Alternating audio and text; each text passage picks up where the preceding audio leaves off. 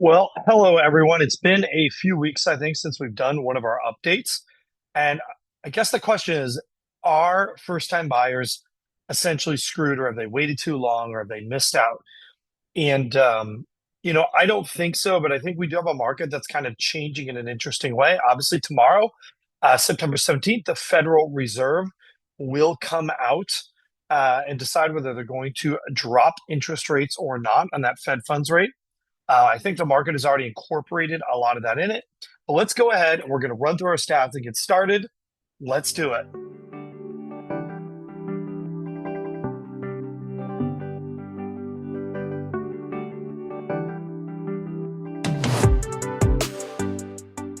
My name is Stephen Meade with Domicile Real Estate, where we are on a mission to help California's renters become homeowners. And this week, we're going to talk a lot about where is the market in the fall, because in some ways, this year has felt more like a typical real estate year, which is to say it has not been anything like the year since the pandemic.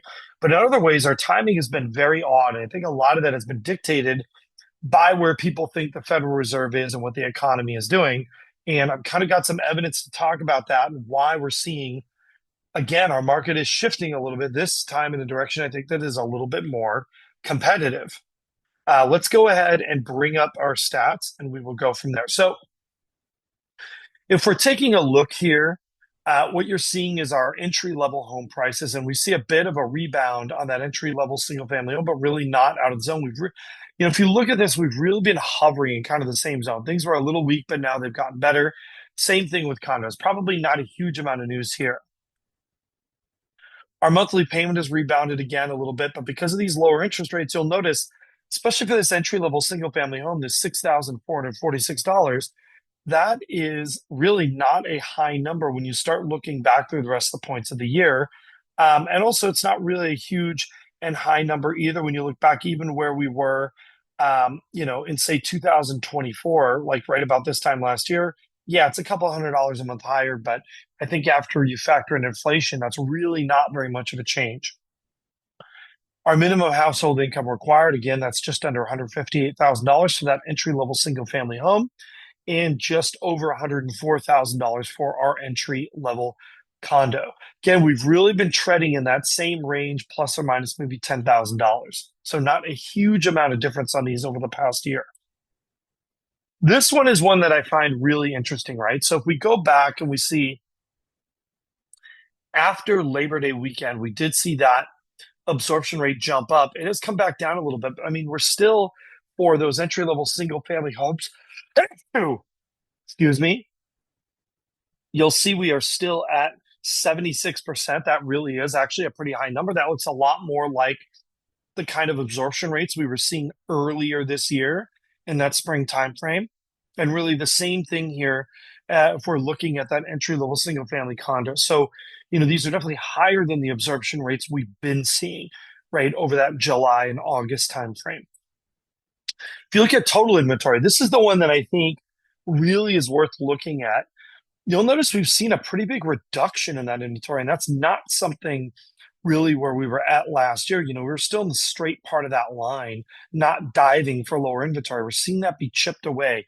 Part of that is sellers who are taking their homes off the market, but another part of that, I think, is buyers are going back and sort of taking a look at homes that have been sitting on the market, forgotten about. I think a lot of that is being spurred on by these lower interest rates we're seeing. Now, one thing I will tell you that's sort of important to understand is while you might think that if the Feds lower the rates tomorrow, that's going to mean interest rates drop again, I think the reality is the present interest rates you're seeing incorporate that expectation built into them. So I think the only way we're going to see some big changes in the next few days is that the Fed does something unexpected, right? And unexpected either means not changing at all or changing by that full 0.5% instead of 0.25% to that Fed funds rate.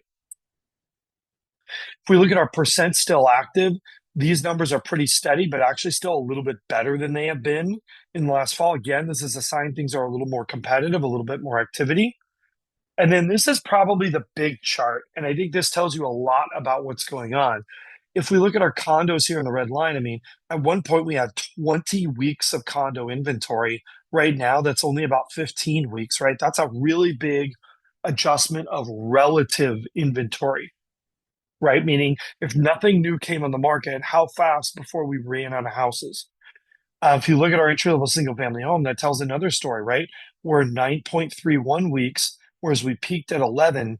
But if you look back, I mean, this is starting to look a lot more like the numbers of the spring and less like the numbers of July and August. So again, start thinking that this feels more like a May, June market, even though we are in the fall. Well, that's actually all that I have for you guys today. Thank you so much for watching. I'm down here in San Diego, which is why I'm dressed up a little bit nicer for a conference down in Chula Vista. I hope you're all having a great time. And again, questions and comments, we love those. Do not hesitate to reach out to us if you know someone or if you yourself would like to become a homeowner. This is our business, and we'd love to lend you our expertise. Also, don't hesitate to like, subscribe, and hit that notification bell. We will see you again real soon.